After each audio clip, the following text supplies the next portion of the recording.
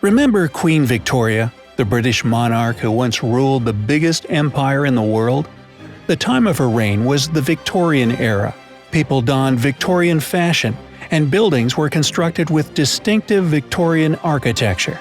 But there's one thing not many people know about the Queen. She once adopted an African girl, thus saving her life. Perhaps we could call this the first Victoria's Secret? Alas, no. But let's first set the scene. It's the mid-19th century, and things are changing for the better worldwide, at least when it came to the emancipation of slaves and abolishing the trade for good. It's ended in the British Empire in 1834, 3 years before Victoria even took the throne. But liberating its own subjects wasn't nearly enough for the crown. The empire was on a mission to end this practice globally. Fast forward to 1850, and a British emissary arrives in Dahomey, which would be part of present-day Benin. Buying and selling captives was still common in this West African kingdom. In fact, its ruler, King Gezo, was known to capture people from rival tribes. That's why Captain Frederick E. Forbes of the Royal Navy was sent there to carry out this noble mission. But what he managed to achieve would end up becoming much more personal than that. During his stay, the African king introduced him to one of his most valuable prisoners, and it was a 7-year-old girl named Aina. 2 years before that, Gezo's forces had attacked her hometown, which was in present-day Nigeria. The poor child lost her entire family, while she herself was enslaved. Before the tragedy took place, her father had been the chief of the Yoruba people, so she was believed to be a princess. No wonder Aina ended up living in the court of Dahomey as a treasured asset. But as time went on, Gezo decided that the girl was no longer of that much use to him. So there were talks that Aina was going to be used in a sacrifice. When the British officer came to know of the girl's fate, he decided to rescue her at any cost. And you won't believe what he came up with. Forbes asked the permission to take the child with him to England as a gift for Queen Victoria. I know that seems a bit strange, that a person could be taken as a present for someone, but hey, at least her life was spared since King Gezo agreed. Soon the two of them left for Britain. His ship that they sailed on was called HMS Bonetta, and the child was given a new name in both the captain and the ship's honor. Young Aina was now Sarah Forbes Bonetta. For a child that hadn't received any proper schooling, she really was a bright kid. Sarah learned English quickly and was soon able to speak the new language fluently. Her other talent was music, but the greatest of all was her passion for knowledge. Forbes referred to her as a perfect genius. He said that Sarah was far in advance of any child of her age in aptness of learning and strength of mind and affection. He really did admire the young girl, who had been through so much for her tender age. Sarah's bright mind and charm didn't go unnoticed by the Queen herself either. They first met in 1850 at Windsor Castle. Like everyone else, the monarch was impressed by this, in her words, sharp and intelligent girl. This was the beginning of a beautiful friendship that lasted Bonetta's entire life. But of course, there was another side to this story that involved less endearment and more practicality. Captain Forbes, who became her guardian, thought that with her background and proper upbringing, the now anglicized African princess could help with missionary work in Africa. Either way, the Queen was happy to help Sarah. She paid for her education and made sure that she grew up into a real English lady. She cared for her so much that she became her godmother. Though Sarah initially lived with the captain's family, she visited the Queen every now and then. Victoria was fond of her, endearingly calling her Sally, like a proud parent. Sarah played with the royal children and made friends with the Queen's second daughter, Princess Alice, who was the same age as her. They became so close that Alice would later invite Sarah to her wedding. It seemed that things were finally looking good for the orphan.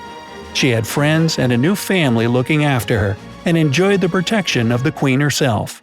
And most importantly, she was free. But a year later, in 1851, she began to suffer from a terrible cough. Doctors believe it was because of the English climate, which was nothing like the weather she was used to. So it seemed only logical that the best way for her to get better was to send her back to her home continent. Sarah, now 8 years old, was sent to Sierra Leone, which was a British colony at the time. She attended a missionary school there for the next 4 years. Unlike the other girls, she lived in her own room and corresponded regularly with Her Majesty.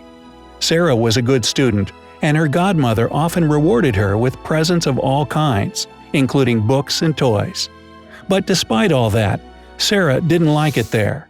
In 1855, she returned to England, which, in the child's heart, already felt like her real home. By that time, Captain Forbes had unfortunately passed away, so Sarah was sent to live with a missionary named Reverend Schoen and his wife.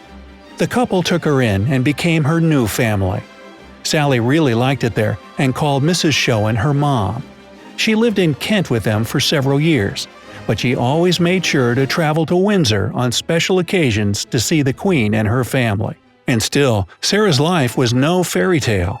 Although she was close to the royal house, she could hardly take charge of her own destiny. When she turned 19, the Queen decided it was time for Sally to get married.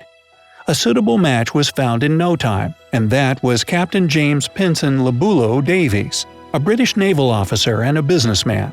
He was born in Sierra Leone and was of Yoruba descent as well. He was wealthy, and on the surface, it appeared that the two of them had a great deal in common. Match made in heaven, right? Well, not quite. Just put yourselves in the shoes of a young woman being forced to marry someone you don't even know. It comes as no surprise that Sarah didn't really love him, at least not at first. The bright young woman that seemed so far ahead of her time strongly felt that a marriage of convenience would do no good. She said, "Am I to barter my peace of mind for money? No, never." Yet, like most young women at the time, no matter where they were from, poor Sarah practically had no choice. In 1862, she married Davies. Their ceremony in Brighton was so extravagant that it made headlines. Bonetta had not one but 16 bridesmaids. She also showed up in style with 10 horse-drawn carriages. But hey, she was a princess. What else can you expect? Although the royal family didn't come to the wedding, Queen Victoria commissioned a portrait of the newlyweds for her own personal albums. She wanted the job to be done specifically by Camille Sylvie, the same photographer who captured many members of the royal family, including Victoria's husband, Prince Albert. Since Davies lived and worked in Lagos, which was yet another British colony in Africa, Sarah followed him there and started working as a teacher. A year after the wedding, she gave birth to their first daughter. Sarah named the baby after her beloved godmother. The Queen, in her turn, showered the girl with gifts and agreed to be her godparent as well. In 1867, Sarah and her family briefly returned to England to stay at Windsor. That was the last time she saw her longtime patron and dear friend. Sarah had 2 more children with Davies, a boy, Arthur, and another girl, Stella. But it's no surprise that it was her eldest, Victoria, who had a real connection with her noble namesake. Her Majesty took care of her financially and admired her the same way she had little Sarah so many years ago. Victoria kept in touch with the Queen till the rest of her days. So I guess, like mother, like daughter. Sarah Forbes Bonetta lived an extraordinary life. Wherever she went, whatever challenges she faced, she remained a true lady and an aristocrat in her own right. Her relationship with Queen Victoria is such a heartwarming example of friendship far ahead of its time. So, how about you? Are there any other stories of friendship that you admire? Let me know down in the comments. And if you learned something new today, then give this video a like and share it with a friend. But hey, don't go hobnobbing with the Queen just yet. We have over 2,000 cool videos for you to check out. All you have to do is pick the left or right video, click on it, and enjoy. Stay on the bright side of life.